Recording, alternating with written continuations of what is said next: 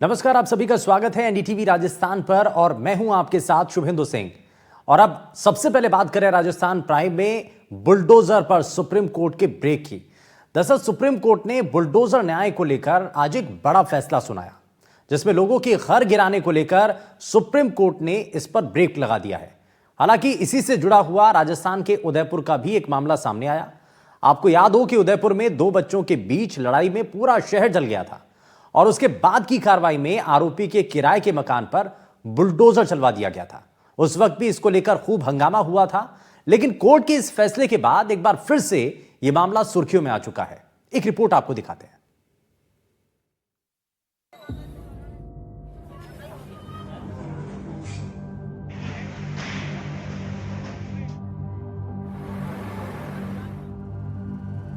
Supreme court ने bulldozer न्याय पर बड़ा फैसला सुनाया।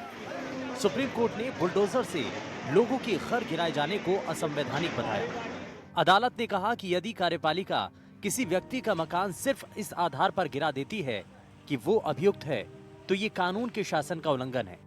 सुप्रीम कोर्ट ने कहा कि यहाँ तक कि गंभीर अपराधों के आरोपी और दोषी के खिलाफ भी बुलडोजर की कार्रवाई बिना नियम का पालन किए नहीं की जा सकती।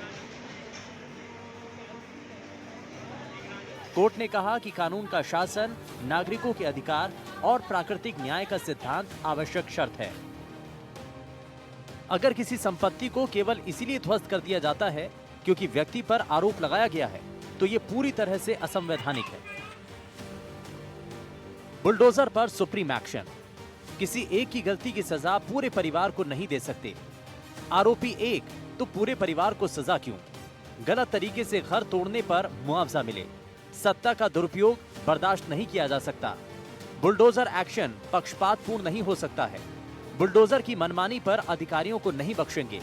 घर तोड़ने की हालत में संबंधित पक्ष को समय मिले। किसी अपराध की सजा देना अदालत का काम है। बिना फैसले के किसी को भी दोषी न माना जाए। रजिस्टर्ड पोस्ट से नोटिस भेजें, 15 दिन का वक्त मिले।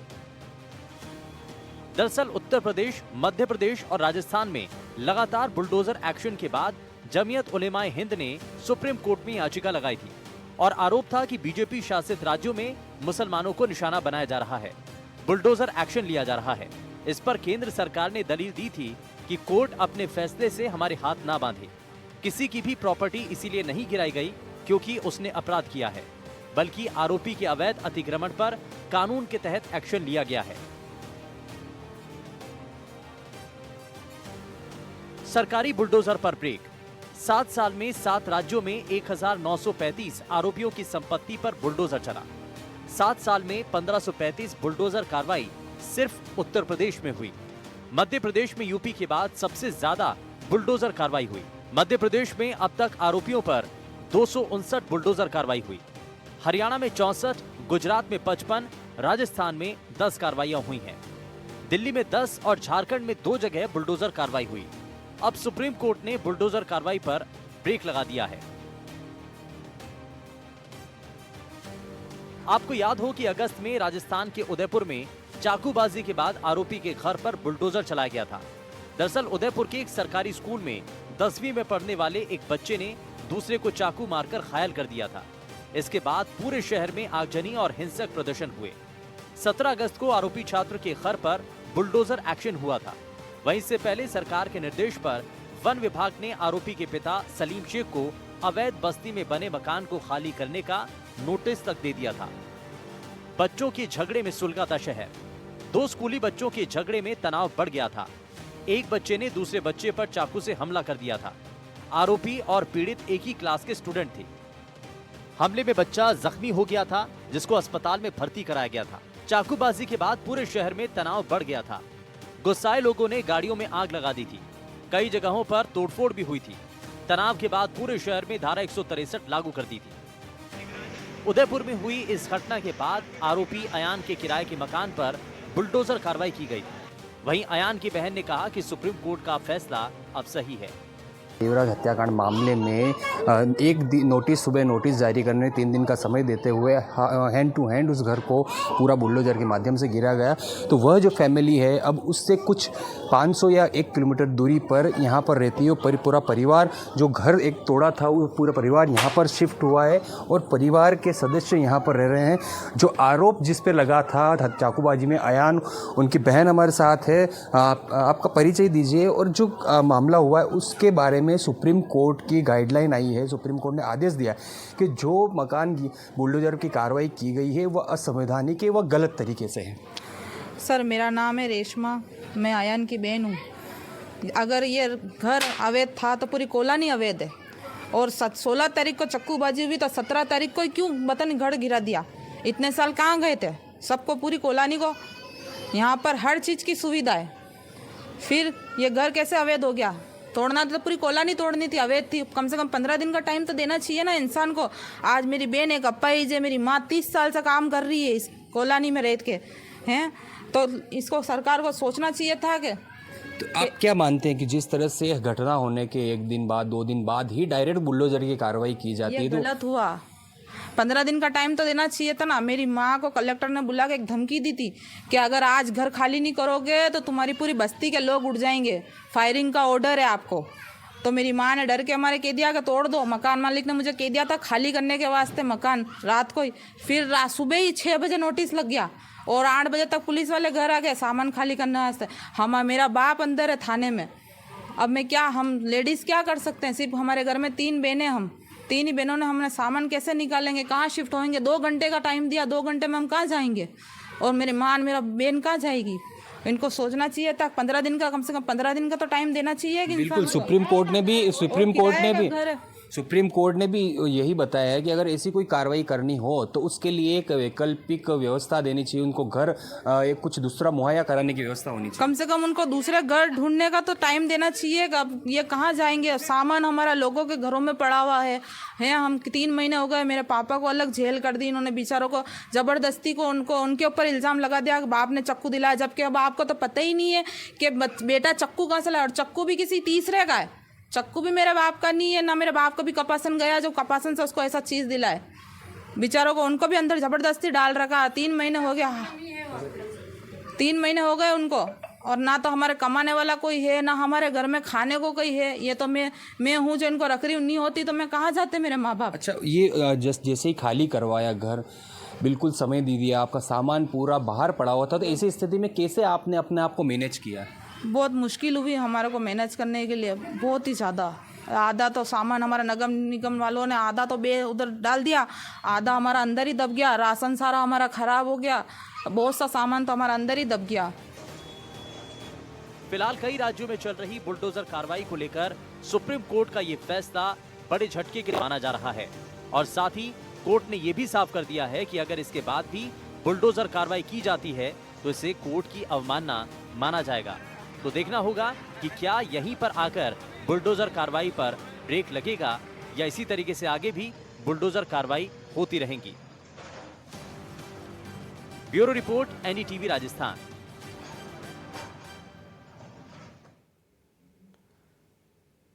तो सुप्रीम कोर्ट का ये बड़ा फैसला सामने आया है और इसी पर ज्यादा जानकारी के साथ हमारे वरिष्ठ सहयोगी आशीष भार्गव जी हमारे साथ जुड़ चुके हैं। आशीष जी, आज सुप्रीम कोर्ट ने इस पर बड़ा फैसला सुनाया और कई राज्यों में ये आरोप भी लगता है कि भाई बीजेपी शासित राज्यों में ज्यादा बुलडोजर कार्रवाइयां हो रही हैं और आंकड़ा भी यही कहता है। तो आज इस सुप्रीम कोर्ट के द्वारा जो कहा गया, जो निर्देश दिया गया, उसमें ये साफ नजर आ रहा है कि ये जो अवैध निर्माण है उसको लेकर के ये रोक है। इसको हम किस तरीके से देखें? जी देखिए, जो अभी मैं सुन रहा था किस तरीके से ये महिला बता रही थी कि कितनी दिक्कत हुई, कलेक्टर ने उनको धमकी दी। शायद सुप्रीम कोर्ट ने जमीनी हकीकत को देखा है और हम ये बात नहीं करेंगे कि कौन से पार्टी की सरकार शासित राज्य में है, लेकिन सुप्रीम कोर्ट जब फैसला करता है तो उसका असर पूरे देश में जाता है, चाहे किसी भी पार्टी की सरकार हो। लेकिन उन्होंने जिस तरह का फैसला दिया उससे साफ कर दिया, जो अफसर तोड़फोड़ के लिए जिम्मेदार होंगे वही अफसर अपनी जेब से सब कुछ भरेंगे। उनके खिलाफ कंटेम्प्ट का मामला भी चलेगा, उनके खिलाफ आपराधिक कार्रवाई भी चलेगी और उनको जेब से मुआवजा भी देना पड़ेगा और घर भी बनवाना पड़ेगा। इसका मतलब साफ है कि जमीनी हकीकत को सुप्रीम कोर्ट ने देखा है और उस जमीनी हकीकत को समझते हुए इस तरह का फैसला दिया है।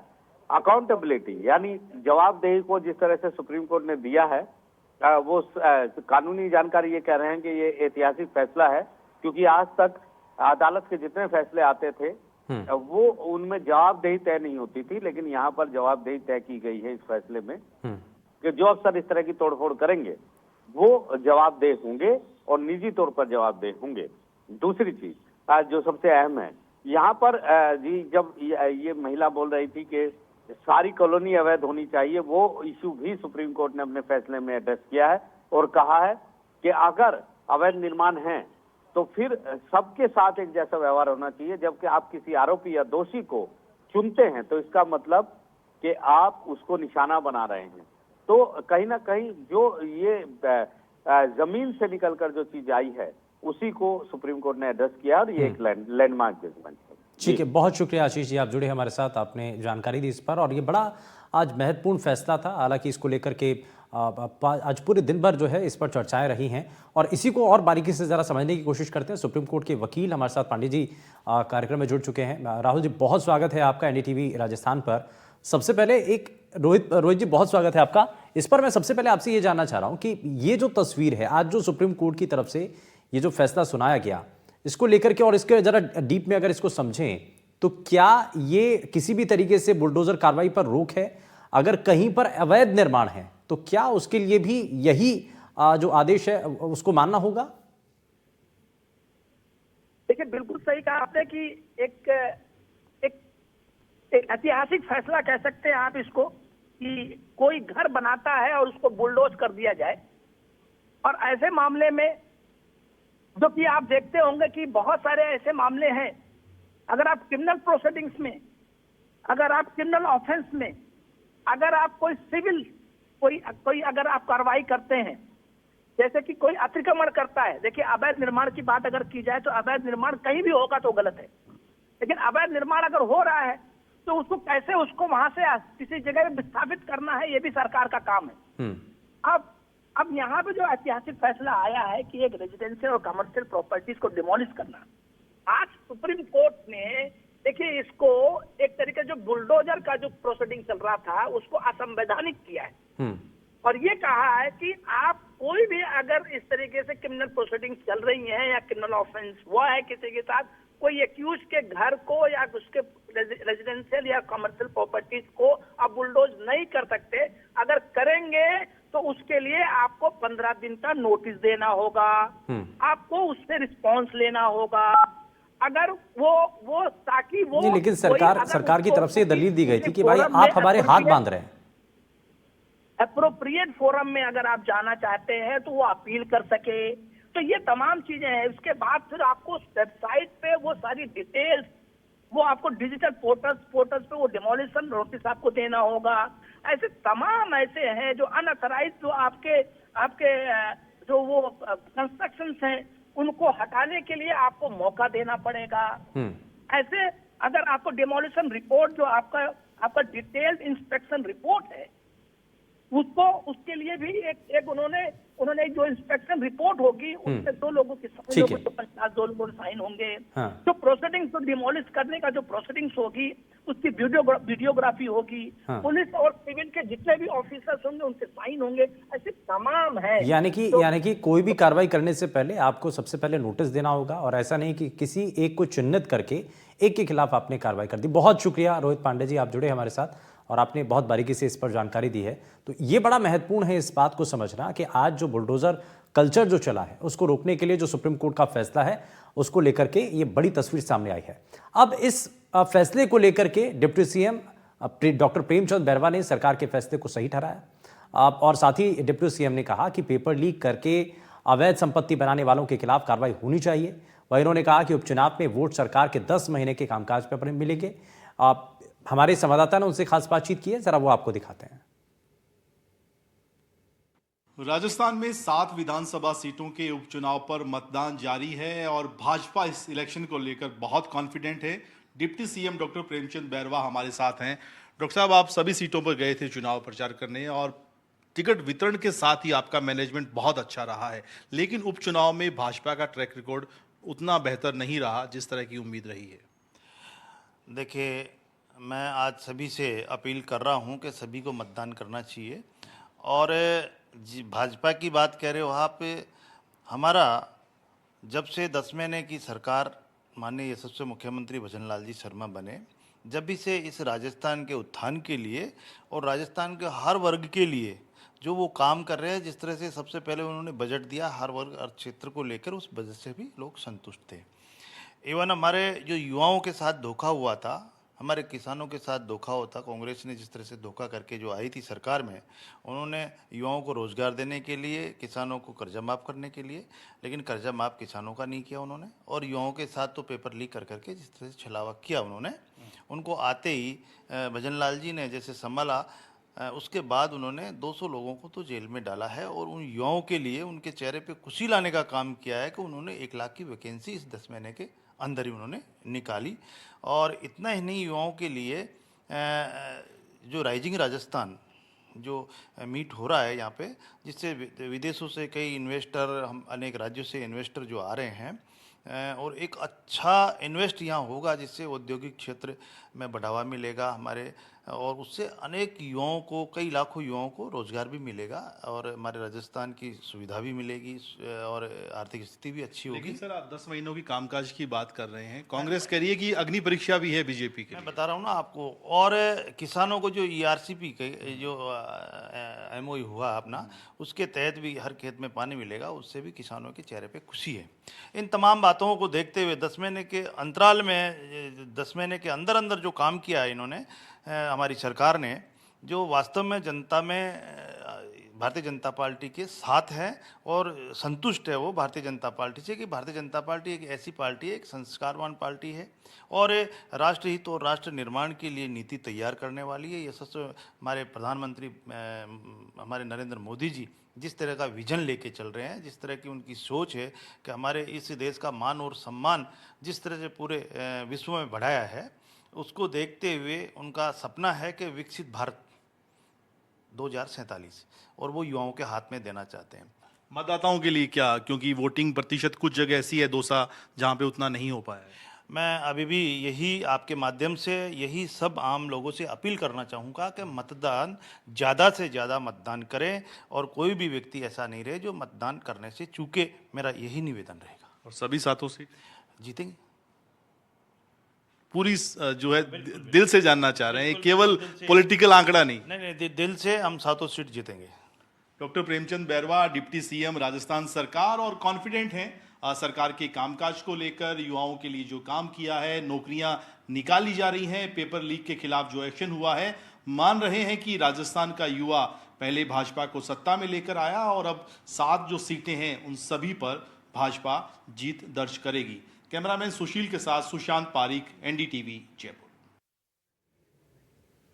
कई बातें इस दौरान सामने आई हैं, हालांकि चुनाव को लेकर के भी डिप्टी CM ने बात की, लेकिन इस सब के बीच में एक और चीज है जो कि सुप्रीम कोर्ट के इस फैसले को लेकर के। जरा ग्राफिक्स के जरिए आपको कुछ तस्वीर दिखाने की कोशिश करते हैं कि आखिर ये सुप्रीम कोर्ट को इस मामले को लेकर के संज्ञान क्यों लेना पड़ा। दरअसल उत्तर प्रदेश से ये जो बुलडोजर कार्रवाई है वो शुरू होती है, और जैसे कि हमारे सहयोगी भी बता रहे थे कि इसमें किसी एक स्टेट के बारे में या किसी एक सरकार को लेकर के नहीं, बल्कि कई स्टेट के अंदर, कई राज्यों के अंदर, कई सरकारों के द्वारा ये कार्रवाई इसी तरीके से की गई थी। लेकिन जब ये कार्रवाई की गई तो उसको लेकर के एक आंकड़ा भी सामने आता है। आरोपी एक तो पूरे परिवार को सजा क्यों दे जाए, यानी कि अगर गलती एक कोई शख्स कर रहा है तो क्यों नहीं उसके ऊपर सिर्फ उस अकेले उसके ऊपर कार्रवाई करे, बल्कि अगर घर टूटता है तो बाकायदा उसको मुआवजा भी देना चाहिए। ये भी सुप्रीम कोर्ट ने अपने इस फैसले में कहा है। वहीं साथ ही ये भी सख्त लहजे में कहा कि भाई सत्ता का जो दुरुपयोग होता है उसको हम बर्दाश्त नहीं करेंगे, और जो बुलडोजर एक्शन है वो पक्षपातपूर्ण नहीं होना चाहिए, यानी कि बुलडोजर की कार्रवाई सभी के लिए समान होनी चाहिए, किसी के साथ पक्षपात इस कार्रवाई के तहत नहीं होना चाहिए। और अगर इस मामले को लेकर के कहीं पर भी कोई कोताही अधिकारियों के सामने आती है तो उनकी मनमानी हम बर्दाश्त नहीं करेंगे, ये सुप्रीम कोर्ट ने अपने इस फैसले में कहा है। अब ये कहा है कि समान रूप से इसमें कार्रवाई सभी के साथ बराबर होनी चाहिए, पक्षपातपूर्ण किसी भी तरीके से नहीं होना चाहिए। और जो अधिकारी खुद जज बन जाते हैं या कोई सरकारें जज बन जाती हैं तो ऐसा नहीं है, काम जो है वो कोर्ट के ऊपर छोड़ दें। किसी भी तरीके से अगर फैसला सुनाना है तो इसमें अधिकारी जज ना बने। तो ये इस दौरान का बिना फैसले के किसी को भी दोषी ना माना जाए, सिर्फ शक के आधार पर आप उसके घर को गिरा दें, ये किसी भी तरीके से ठीक नहीं होगा। और ये भी साफ कर दिया है इस दौरान कि अगर कहीं पर कोई गड़बड़ी भी पाई जाती है तो पहले आप नोटिस भेजिए, 15 दिन का समय दीजिए और उसके बाद आप कार्रवाई कर सकते हैं। तो अब आपको जरा कुछ और तस्वीर दिखाते हैं। सरकारी बुलडोजर पर ब्रेक लगाने को लेकर के ये आखिर कार्रवाई क्यों हुई? अब इसके पीछे जो बीते कई सालों का जो आंकड़ा है वो लगभग 7 साल का है। 7 राज्यों में लगभग 1935 आरोपियों की संपत्ति पर बुलडोजर चला दिया गया। अब इसमें सबसे अव्वल नंबर किस राज्य के अंदर है? उत्तर प्रदेश के अंदर है। उत्तर प्रदेश के अंदर सबसे ज्यादा बुलडोजर कार्रवाई की गई है और उसके बाद मध्य प्रदेश है, उसके बाद राजस्थान में भी है, 10 कार्रवाई के आसपास राजस्थान में भी हुई है। तो ये जो है सबसे ज़्यादा जो आंकड़े अभी तक सामने आए हैं, जो सबसे ज़्यादा कार्रवाई की गई वो उत्तर प्रदेश में, उसके बाद मध्य प्रदेश में कार्रवाई हुई और उसके बाद जो है राजस्थान में इसी तरीके से कार्रवाई देखी गई है। यानी कि मध्य प्रदेश में यूपी के बाद दूसरी बड़ी कार्रवाई जो सबसे ज़्यादा बुलडोजर कार्रवाई है वो मध्य प्रदेश के अंदर हुई है। अब आपको ये भी बताते हैं, उदयपुर का मामला था, बच्चों के झगड़े में पूरा शहर झुलस गया था और उसमें कई जो तस्वीरें हैं वो सामने आई थी जिससे लोगों के मन में बड़ा सवाल उठा था। लेकिन अब आप देखिए कि कैसे उदयपुर की इस घटना को अब फिलहाल कोर्ट की तरफ से ये फैसला सुनाया गया है। अब हमने क्योंकि उस वक्त के जो आरोपी थे उसकी बहन से हमने बातचीत की थी और उसमें उसकी बहन ने भी बताया कि हमें समय नहीं दिया गया, तो इसी मामले को सुना गया है। इसी मामले को जो ज़मीन पर चल रहा था, जो लोगों की आपत्तियां थी, उसको सुनते हुए सुप्रीम कोर्ट ने इस पर एक फैसला ज़रूर सुनाया। तो ये एक बड़ी तस्वीर सामने आई है और सुप्रीम कोर्ट ने इसको संज्ञान में लिया है।